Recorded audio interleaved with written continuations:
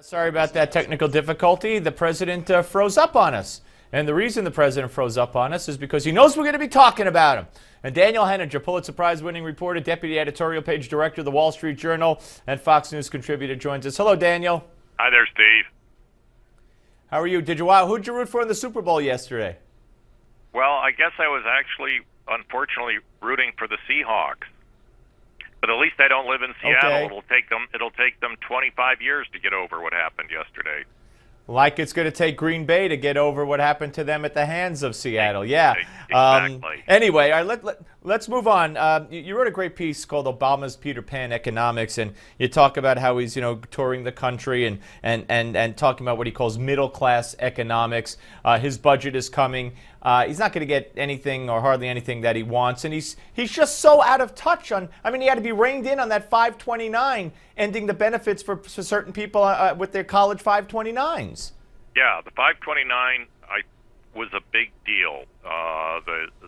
Going back on that, I thought when they announced that it was a strategic political mistake, and then about 10 days later they decided that the blowback on it, including even from apparently Nancy Pelosi, who's got 6 grandchildren, was just too much for them.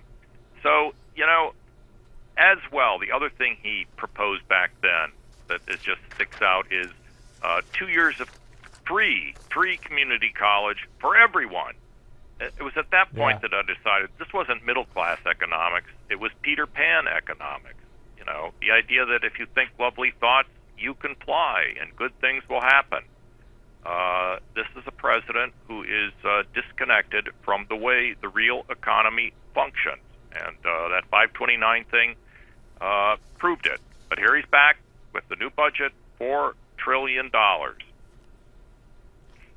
It really is incredible. And you say disconnected, and you could make that claim on foreign policy. But, then you got to start asking yourself, it's into the 7th year. Yeah. Is he disconnected, or is he married to policies that are ingrained within his system and on his mind, and he doesn't care that they fail according to the general public? Maybe in his mind he's succeeding in a certain agenda. Well, I got to tell you, Steve, I could hardly improve on what you just said. Quite frankly, I think the president has this construct in his head of the way the world works. He believes in it and decides that the rest of the world simply has to adjust to what's in his head. But let's talk about what's inside that mind. Barack Obama, as I've said many times, is a man of the left. He is an individual who throughout his life has resided inside what I call the public economy, and that's the economy of government and the universe of organizations that are funded by the government through taxes. And the source of that tax revenue is, in Obama's mind, a mysterious planet called the private sector, which he does not understand. All he knows is that once a year they ship tax revenue to Washington, to his planet, to spend. Now, the fact of the matter is that something like the federal budget affects that mysterious planet called the private sector in ways that the president just doesn't get.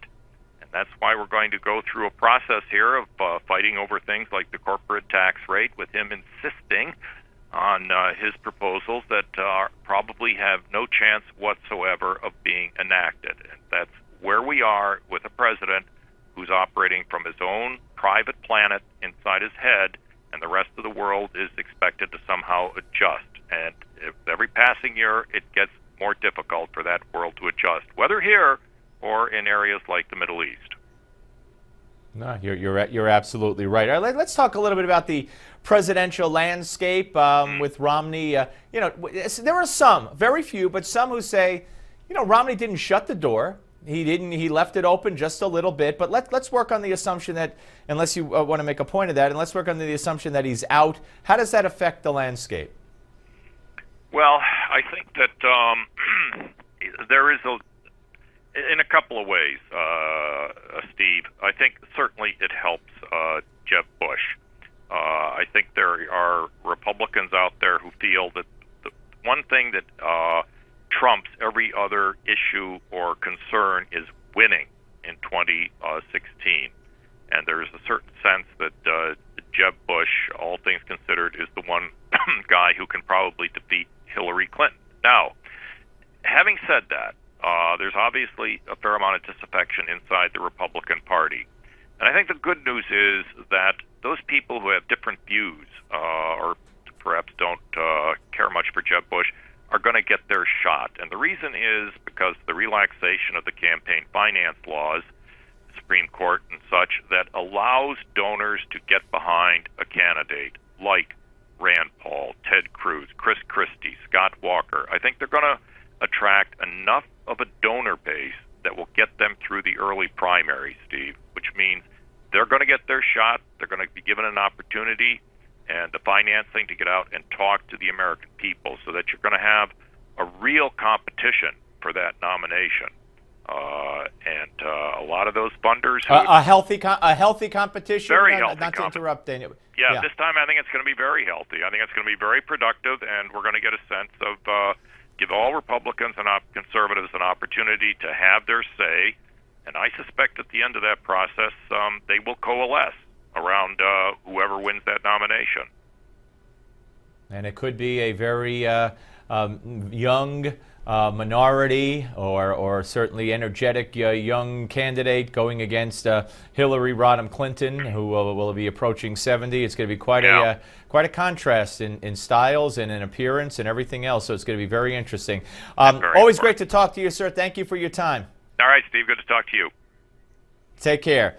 Daniel Henninger, ladies and gentlemen, Wall Street Journal. It's not that often, maybe never, that a Pulitzer Prize winner says that he couldn't have said it better than I, or maybe I'm paraphrasing in my favor. But that was nice to hear from Daniel with regard to President Obama. And you got to start asking these questions. This isn't his first term anymore. We're towards the end, thank God, not far enough, of his second term. And he doubles down in the face of the public not wanting what he does, in the face of the lack of success in what he does. Foreign policy, domestic policy. He's not interested in success. He's interested in a political agenda because it's who he is. All right, Steve Forbes is next. How's this for a lineup?